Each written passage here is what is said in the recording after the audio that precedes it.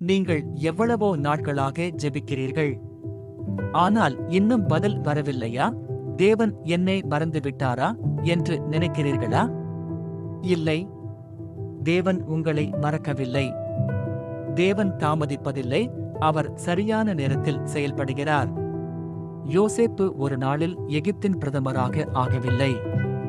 அவர் குழியில் தள்ளப்பட்டார், அடிமையாக விற்கப்பட்டார், சிறையிலும் இருந்தார். ஆனால் அந்த காத்திருப்பு காலம் வீணாகவில்லை. அந்த காலம்தான் தேவன் அவரை ஒரு பெரிய பொறுப்பிற்காக ஆயத்தப்படுத்தினார். அதுபோல இன்று நீங்கள் காத்திருக்கிறீர்கள் என்றால் தேவன் உங்களை தண்டிக்கவில்லை.